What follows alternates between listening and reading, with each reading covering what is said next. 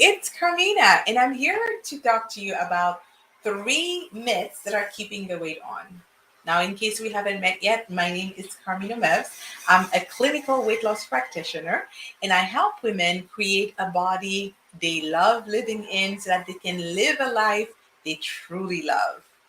Here's the thing: the diet industry has misled the public by teaching strategies that lead to quick results but not lasting ones.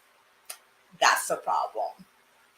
So, usually, if you follow the strategies that you've been hearing about for years and decades, yeah, they'll work initially.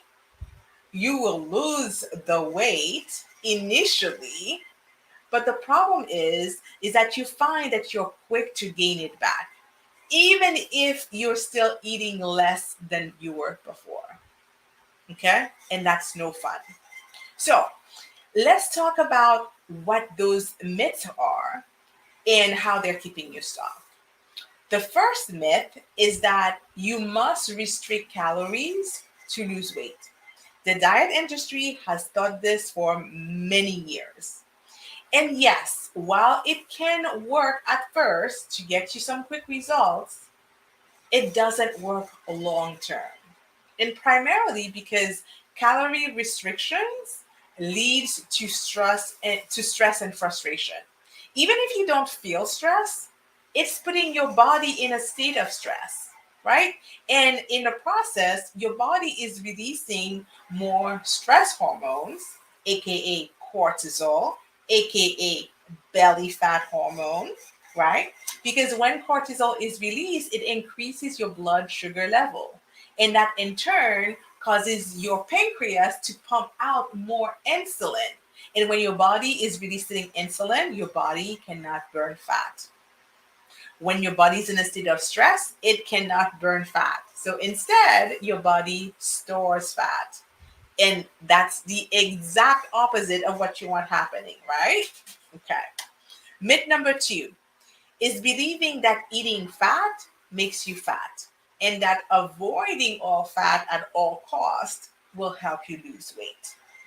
Now, there are many risks actually associated with eating a low fat or no fat diet. You have things like hormonal imbalance because fat is responsible for building your hormones. So if you don't have enough fat, then yes, it's going to lead to an imbalance. And this is one of the main things that leads to weight gain. Okay. Not eating enough healthy fats, right, also causes blood sugar imbalance, which is what we just talked about. Insulin is being pumped out, and when your body has too much insulin, your body cannot release glucagon, whose job it is to burn fat. Okay. And eating low fat also causes you not to feel satisfied, not to feel satiated. You feel hungry all the time. And that leads to cravings and overeating. And then a low fat diet has a dramatic effect on your mood and on your cognitive function. And that's no surprise because your brain is largely made up of fat. It needs fat to function. And you'll notice if you're not eating enough fat that you'll experience brain fog, anxiety, and even depression.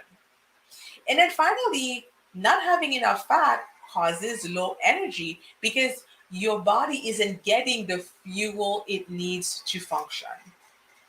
So, are you just starting to see why the low fat diet craze has led to many of the issues that we're seeing today when it comes to obesity? Yes. So, the final myth I want to talk to you about is that diet foods help you lose weight. Diet foods actually sabotage your weight loss efforts. You know those 100 calories pretzel packs that you think you're doing a good thing by eating? They're actually um, working against you.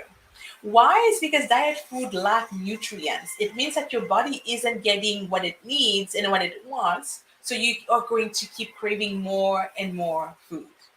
Diet foods are also filled with sugar because they're low in fat, and sugar is a way that the food manufacturing industry uses to add flavor to food. Okay. And when you eat sugary food, it causes your insulin to spike. And when your body is releasing too much insulin, it cannot burn fat. Are you starting to see how all those things work together? Yes. And also, diet food is low in calorie, which is their selling point. But that also means it's impossible for you to be satisfied by just one serving. So you end up eating more than you would have if you just had allowed yourself to eat a non diet meal or snack in the first place. So now it's your turn. Tell me in the comments which one of these three myths has kept you stuck in the yo yo dieting rut forever. Okay? Let me know in the comments. Thanks for watching and bye for now.